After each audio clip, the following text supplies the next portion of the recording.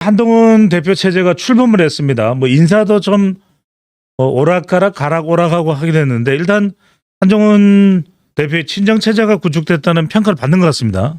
네, 일단은 한동훈 체제가 안착하는 분위기이고요. 지금 한 거의 뭐 일주일이 다 지나가는 것 같은데 그 사이에 이제 어느 정도 친정 체제가 좀 구축이 된 것 같습니다. 예. 뭐 안정적으로 잘하고 있다는 느낌이 들어요. 그래서 뭐 성적을 대학 성적으로 매긴다면 A 제로 정도? 예. 그래서 뭐 안정적으로 좀 잘하고 있는 것 같고 일단은 그 한동훈 대표가 자기 목소리를 낼 수 있는 자기 색깔을 가지고 당을 운영할 수 있는 기본적인 이제 인프라는 갖춰졌다고 봅니다. 예. 일단은 한동훈 대표가 있죠, 최고위에. 음. 그다음 장동혁 최고, 그다음에 진정호 최고가 있습니다. 일단 이것으로 인해 가지고 이준석처럼 내치는 거. 이거 그 이준석 사태가 있었지 않습니까? 예. 최고위원들이 모두 사퇴함으로써 지도 체제가 무너지는 것. 그때도 사실은 규정을 막 바꾼 거예요. 그런 규정도 없었는데 이준석 대표가 계속 버티니까 결국 그때 규정을 만들었거든요. 2명 이상 선출된 최고위원들 중에서 뭐 등등등등 했는데 그걸 갖다 이제 무력화시킨 거고 또 다른 한편으로는 이제 지명직 최고위원은 당연히 이제 김종혁 이분이 될 거라고 예상들 했는데 없고 나머지 하나가 바로 이제 정책위 의장 아니겠습니까? 네. 정책위 의장의 문제가 됐던 건 뭐냐면 4대 4인데 이 정치위 의장을 누구를 시키냐에 따라서 4대 5가 될 수도 있고 5대 4가 될 수도 있는 총 9명입니다. 그렇죠. 총 9명 중에서. 그런데 이제 정책위 의장으로서 원래는 뭐 정점식 이분이 있었는데 이분이 나오자마자 뭐라고 그랬습니까? 나는 임기 다 채울 것이다.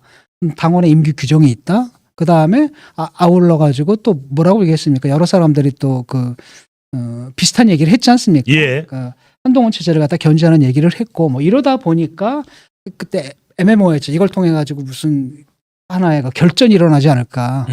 막 출범한 한동훈 비대위를 한동훈 대표 체제를 흔들려고 하는 뭔가 결전이 일어나지 않을까 생각을 했는데 그렇습니다. 김재원 최고위원도 뭐 발언이 있었고요. 네. 예상외로 쉽게 끝나버린 것 같아요. 예. 이분이 이제 됐고 사실은 이분이 됐는데 이분이 사실은 이렇게 개파색이 뚜렷한 분이 아니거든요. 예. 그리고 또 다른 한편으로 정책적 능력도 있고 이전까지 그쪽 일종의 정책통으로 알려진 분이에요. 그렇습니다. 라고 하니까 이분을 딱 앉혀놓으니까 반발이 이제 없는 거예요. 그래서 생각보다 표결로 갈 수도 있었을 텐데 표결로 가면 그때는 진짜 참 밖에서 볼 때 안에서 볼 때 참 보기 안 좋은 장면이 연출될 수도 있죠. 볼성사납죠. 그렇죠. 네. 왜냐하면 대표 체제가 지금 방금 출범했는데 거기에 대해서 딴죽을 걸겠다는 얘기 아니겠습니까? 그랬는데 다행히 그냥 박수로 만장일치로 그냥 관례대로 통과가 돼버린 거예요. 그래서 좀 어떻게 보면 약간 싱겁게 끝난 측면도 좀 있는 것 같고. 예. 그래서 이제 일단은 뭐가 된 겁니까? 예. 자기 체제는 굳혔고 안착을 한 겁니다. 안착을 했고 그다음에 박수를 치고 통과시킨 걸 보니까 이제는 슬슬 무게중심이 이제 친윤에서 어디로 넘어오는 거예요. 한으로. 친한으로 넘어오는 거죠. 왜냐하면 대통령은 이제 지는 해거든요. 지금 중천에 떴는데 지는 거고 그다음에 그래서 떠오르는 해거든요. 그러니까 시간이 가면 갈수록 이제 한동훈 대표에게 이제 유리한 국면들이 펼쳐질 거고 지금은 이제 눈치 보는 사람들이 많을 텐데 그 사람들도 서서히 이제 대세에 또 따르지 않을까 이런 생각이 듭니다. 다만 이제 하나 남은 과제는 뭐였습니까? 통합이라는 게 지금 남아. 통합입니다. 변화, 통합. 네. 통합이라는 게 남아 있고 지금 당의 직전까지 당의 주류 역할을 했던 사람들이 있단 말이죠. 당에서 진짜 산전수전 다 겪고 그 당을 갖다 이끌어왔던 중진들, 그다음 다선 의원들이 있단 말이에요. 이들 같은 경우에 사실 어떤 상실감 같은 게 있을 수 있거든요. 아니 우리는 이 당을 갖다가 끌고 온 건 우린데 어디서 딱 보니까 그냥 검사하다 딱 들어와가지고 당을 딱 차지해 버렸네. 그다음에 사실 정치 촉자네라고 하니까 이분들이 어떤 불만 같은 걸 가질 수가 있습니다. 우려 또는 경계를 할 수가 있는 거죠. 그건 너무나 당연한 거고 그것 자체가 잘못됐다고 보지는 않아요. 그래서 이분들하고 지금 오찬 회동을 했습니다. 그래서 조경태 이분이 벌써 6선이더라고요. 6선입니다. 그다음에 권성동 의원 이분은 뭐 한동안은 친윤으로 알려졌다. 나 친윤 아니야라고 했는데 사실 여전히 친윤적인 색채를 갖고 있는 이런 분이고 그다음에 주호영, 뭐 권영세, 윤상현 이런 분들 그러니까 당에서 나름대로 명망이 좀 있는 분들 이런 분들하고 경쟁했던 윤상현 의원도 포함이 되어 있네요. 윤상현 의원까지 포함해서 이제 오찬을 할 거고 그다음 8일에는 또 4선 이상 의원들 모두 모아놓고 식사를 한다고 합니다. 그동안에 이제 한동훈 비대위원장이 이제 문제가 뭐냐면 술을 안 먹는다. 사람들하고 밥을 잘 안 먹는다 이런 거였는데 이걸 좀 무마시키는 거죠. 그래서 음. 반한 감정을 어느 정도 이제 누그러뜨리는 것. 쉽게 말하면 일종 신고식이에요. 아하. 제가 신임 대표입니다. 신임 예. 대표입니다라고 해서 그래서 두 가지 한편으로 뭐냐면은 두 가지죠. 당은 변화해야 된다. 3분의 2였고 3분의 1은 그래도 갈등을 일으켜서는 안 된다. 그래서 통합을 해야 된다. 이게 3분의 1이지 않습니까? 예. 그래서 그 민심 수습 그 총선 당 대표 선거에서 드러난 그 민심을 나름대로 따르는 모습을 보였기 때문에 제가 A0를 줬던 겁니다. 예. 그래서 한편으로는 기본적으로 방점은 어디에 있는 겁니까? 변화와 쇄신의 방점을 둔 거예요. 사람들이 알았지 않습니까? 그럼에도 불구하고 또 다른 한편으로는 뭡니까? 오찬 정치를 통해 가지고 통합을 하겠다는 의지를 동시에 보여준 거고 예. 그래서 해야 할 일은 다 하고 있다. 안정적으로 잘하고 있다. 안착하고 있다. 그래서 예. A0 정도 드리겠습니다. 지지층에서는 굉장히 이제 한동훈 대표에 대한 기대감은 더 커질 수밖에 없습니다. 일단 시작점에서 진중근 교수는 A0 좋은 평가를 줬습니다. 이제 한동훈 대표가 자 8월 말까지는 대체적으로 이제 지도 체제를 하고 또 회의도 가지고 중진들과의 또 소통도 하는데 중요한 건 이제 친윤과의 차별. 기존의 이 국민의힘 여의도 문법이 아니라 5천만 명의 문법으로 이야기했던데 그건 어떻게 될까요, 교수님? 그러니까 일단은 그 변화의 방점을 뒀는데 여러 예. 가지 어떻게 변화할 수 있는 거냐 이거잖아요. 예. 라고 했을 때 일단은 민생 정책 음. 그 드라이브를 아마 걸 겁니다. 그래서 지금도 하고 있는 게 이제 금융 투자세 뭐 이런 거, 아하. 금투세 같은 거 이런 거에 대해서 이제 민주당을 좀 압박하고 있죠. 예. 예를 들어가지고 민주당의 입장이 뭐냐. 너희들 말이 좀 다르다. 얘는 이거라고 얘기하고 쟤는 저라고 얘기하는데 입장 좀 통일해서 통일된 입장을 갖고 와라. 이거 굉장히 특히 이제 지금 주가 막 폭락하고 막 이런 상태 예. 있습니까? 이런 상태 속에서 이 문제 해결해야 된다. 그래서 아마도 이런 식의 민생 의제들을 계속 던질 겁니다. 예, 민주당을 향해서.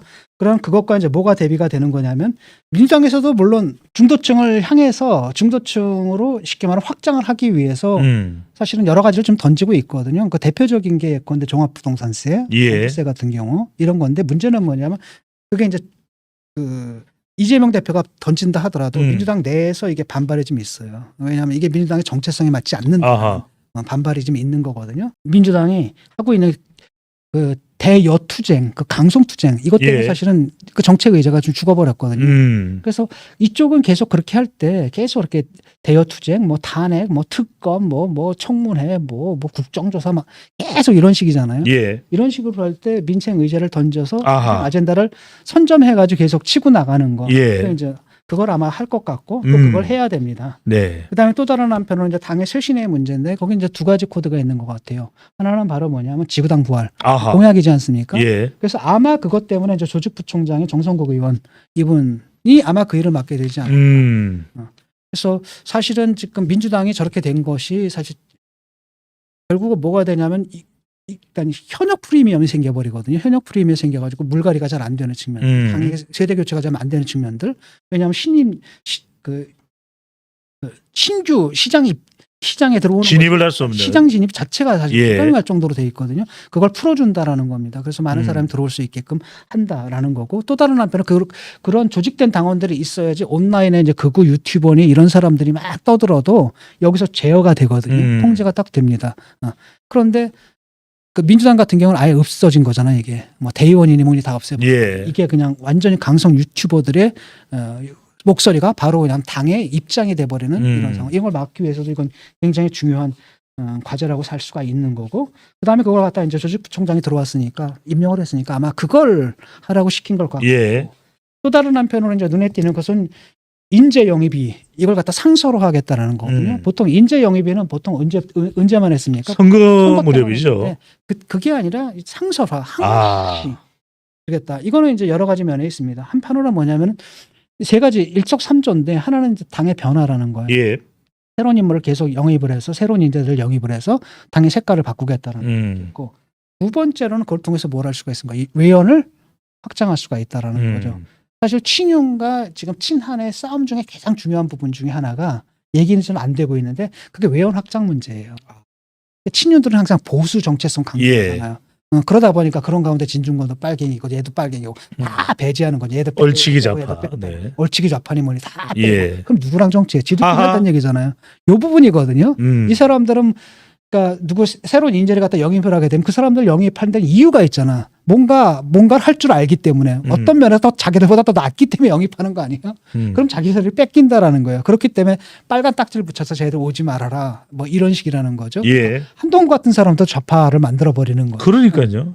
예. 그렇게 그게 이제 자기들 기득권 챙기는 방법인데 바로 그 부분에서 이제 다양한 영역에서 다양한 계층에서 또는 다양한 그 색깔을 가진 사람들을 끌어모으게 되면은 그 자체가 이제 외연 확장이 되는 데다가 예. 그 사람들이 결국은 누구 편이 되겠습니까? 장기적으로는 한동훈 편이 되겠죠. 그렇죠. 그러니까 한동훈 자체가 다 당의 지금 기반이 확고한 게 아니지 않습니까?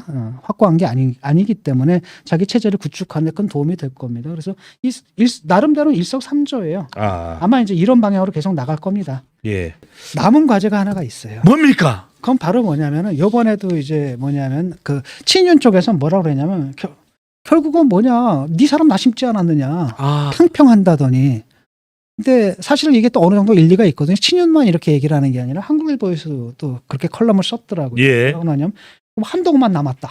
아하. 그래서 탕평에 대해서 이제 고민할 필요가 있다라는 거죠. 예. 그래서 이게 친윤 진영에서만 이렇게 얘기를 하는 게 아니라 어떤 눈에는 이게 사실은 결국 다 자기 사람으로 채우려고 하는 게 아닌가라는 비판을 받을 만한 소지는 분명히 있어요.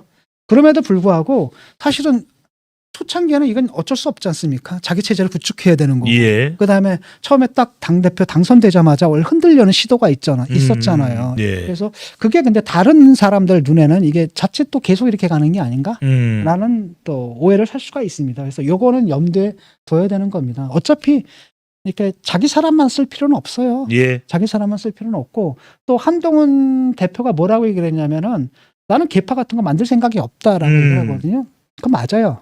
그리고 또 그럴 뿐도 아닌데 문제는 뭐냐면 계파는 내가 안 만든다 그래서 안 생기는 건 아니에요. 그다음에 내가 안 만들고 안 생겼어도 밖에서는 그렇게 불러요. 그렇죠.